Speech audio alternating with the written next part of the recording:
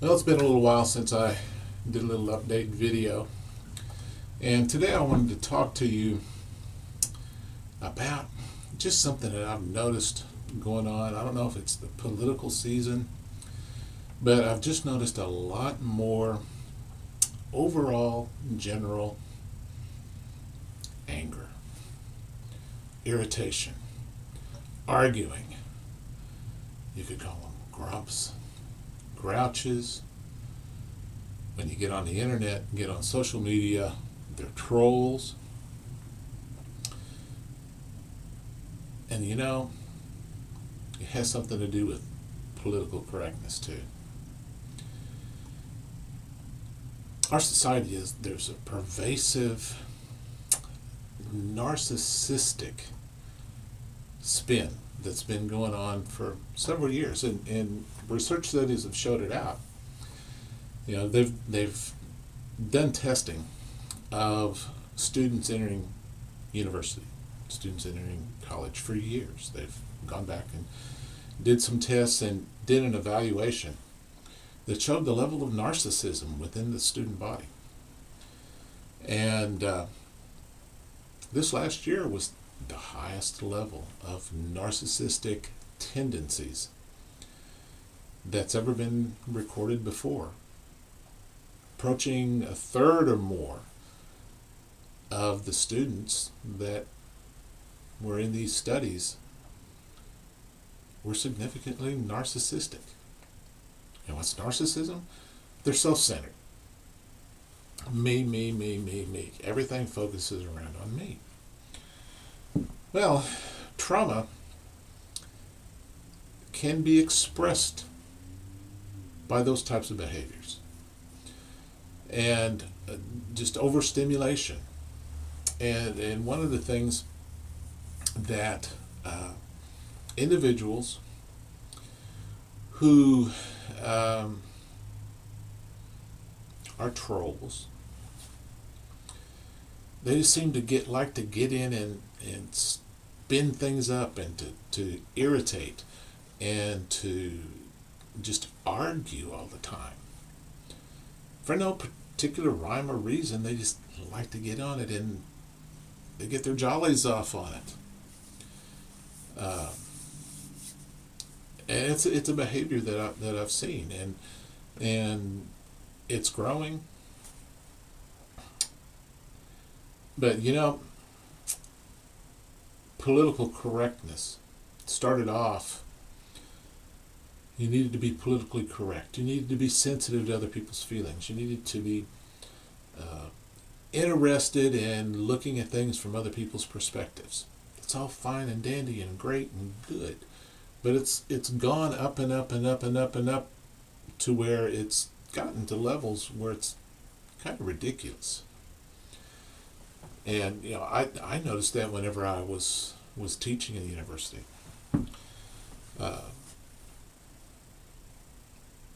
You could not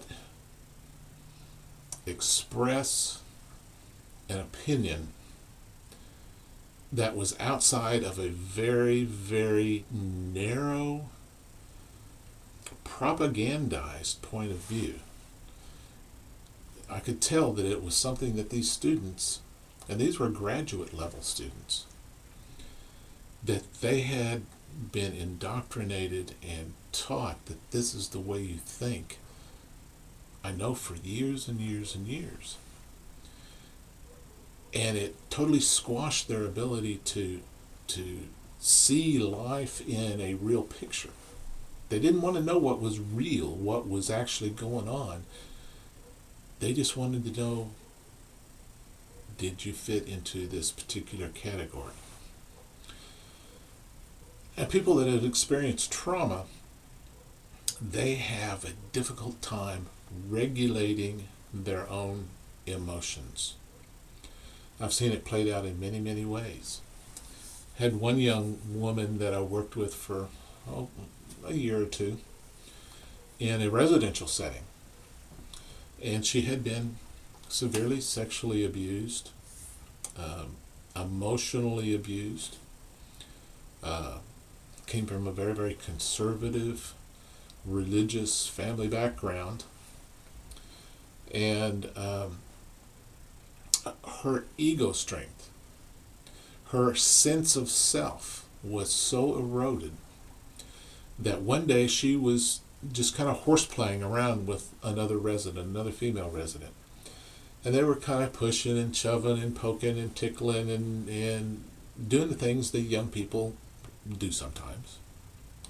Granted, it, even though she was like 19, 20 years old, she was, acting like an 11, 12-year-old, which is not uncommon for somebody who has been emotionally frozen at a particular developmental level.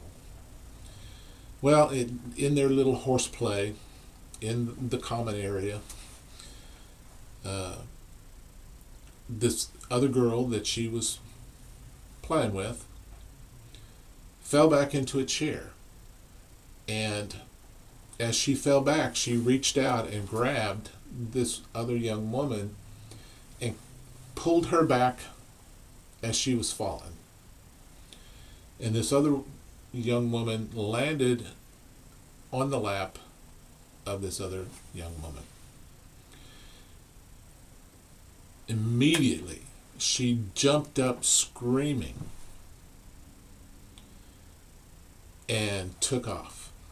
Well, we tracked her down, brought her back in, talked to her. And come to find out what was going on within her in that moment was that when she sat down on that other young woman's lap, for that brief second, a flood of emotions came over her to where she felt like she was being absorbed by this other person. And that's not uncommon for people that have suffered severe trauma. They can lose the boundaries between themselves and other people. That's why they think in black and white terms often. It's either all good or all bad. You're either all good, you're fantastic, you're wonderful, you're my best friend in the world, or you're my worst enemy. And those can flip very, very quickly. And political correctness in its extreme form, which we're getting there, is simply the inability of somebody to tolerate an opposing opinion or opposing viewpoint than what they think is right. And if you don't think the way they think, then you're wrong, you're evil, and then all the name calling starts. It's a bad trend we got in our society, and I think it is related, at least in some shape or form or fashion, to trauma experiences in our lives. It could be severe trauma, it could be moderate trauma, it could be just pervasive trauma that has happened throughout our lives, a loss. And in the total scope of things, our society has gone through cycles of losing things, and we've lost our foundation. So therefore, it's much, much harder for particularly our young people to be able to modulate how they feel. So therefore, they've got to have real strict rules. And it's what I was telling you before, is that there are so many choices for our young people. It's difficult for them to feel comfortable in their decisions. So, just a little exercise that I've done for many, many, many years with clients. 3 steps. And I do this, I'm going to abbreviate it. I usually do it over, 15 minutes maybe. But I want to abbreviate it. And I want you to go through this exercise. Right this very minute, I want you to be angry as angry as you've ever been in your life. I want you to be beet red furious right now. You have a hard time doing that? Okay. If you can't be angry, I want you to be happy.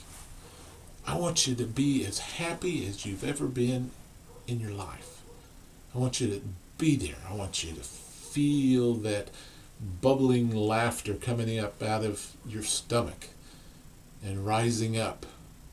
The giggles, the smile, the elation. I want you to be happy. Could you do it? Okay. Remember that. Now, I want you to close your eyes briefly and get comfortable. Close your eyes and picture the color green. It could be green grass, it could be a green pool table, it could be a beautiful plant, it could be a shamrock, it could be any number of things, but picture the color green. Hold it in your mind.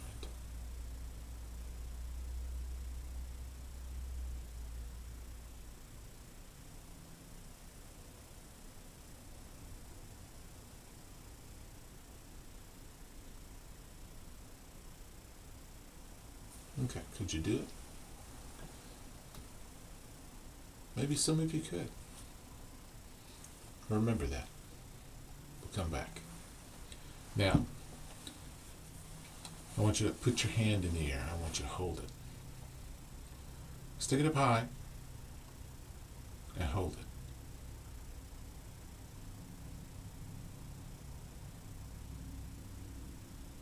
And this is where I abbreviate it. I usually have people hold up their hand for at least a minute, maybe two, to the point to where they have to think about it. They have to push it up. And that is an illustration. And then I come back and I ask, were you able to be angry? Were you able to be happy? Some people will say yes. Oh yeah, they could. I go, but could you really? Could you really be angry? Were you really there whenever, and remembering an angry point? There's a very, very small portion of people that could be angry or happy, but generally emotions are something that happens. They just burst onto the scene. They just erupt upon us. But they're usually very, very brief until we react to it. And our reactions can determine whether that happiness continues or whether it's cut off. The anger, the sadness, how we react to it, it either continues or it stops. Emotions are very intense, but also very brief. It just depends on how we react to them. Next, the color green. Were you able to picture the color green? Yeah, you were. You were able to see something, at least for a brief while. But then, and here I usually hold it longer in the demonstration, but you have trouble after a while keeping that image clear and pure. You start thinking, oh, did I feed the dog? Or you concentrate on the birds chirping outside the window, or you think about that laundry list of things that you need to do. Things start invading our thoughts, and it's hard for us to control and keep focused on any one particular thing without getting interrupted.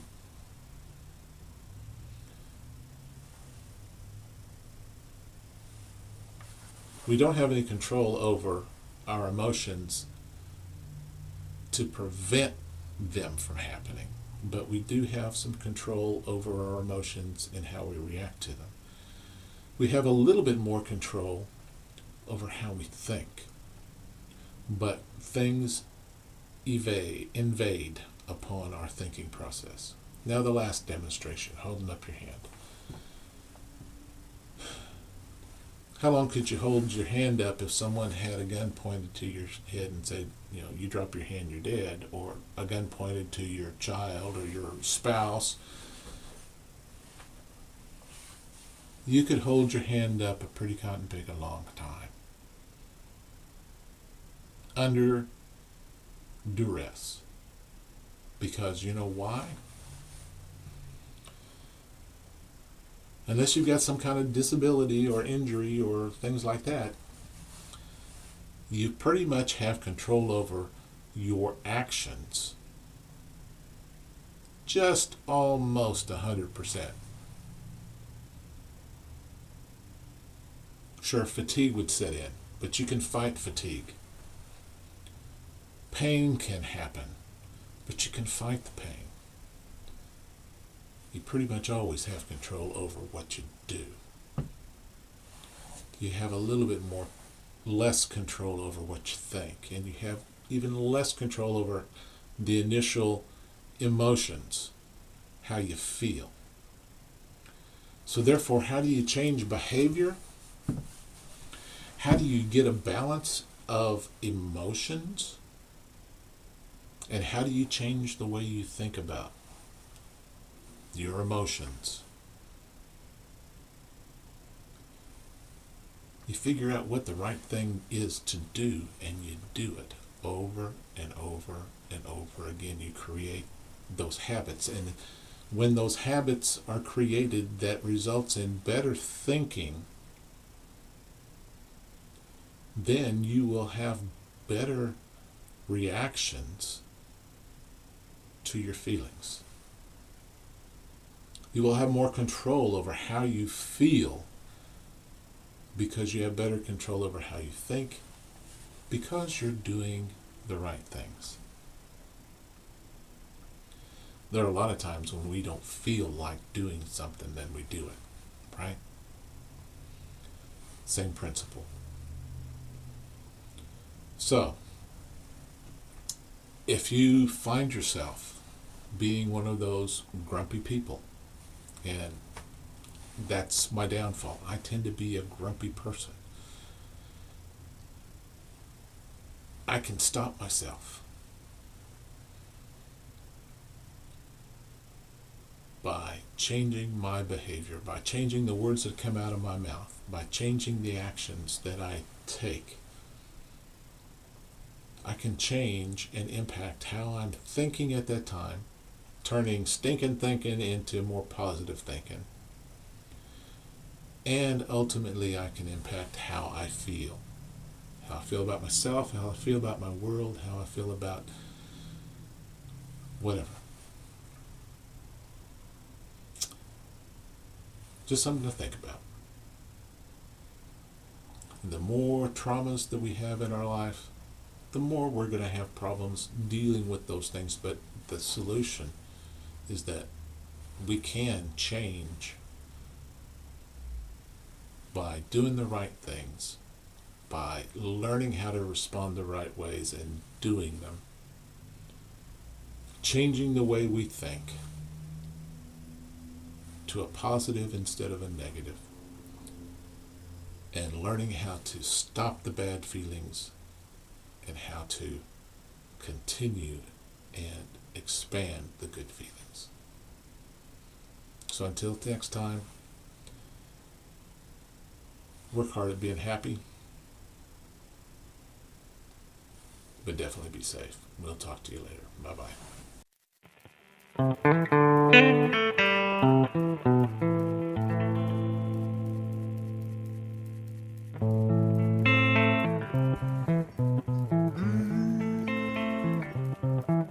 Now, I never thought that it could be so hard to be touched by the light, then left in the dark. That cool compassion my heart once met with, swept away with the tide of a life left breathless on a chord.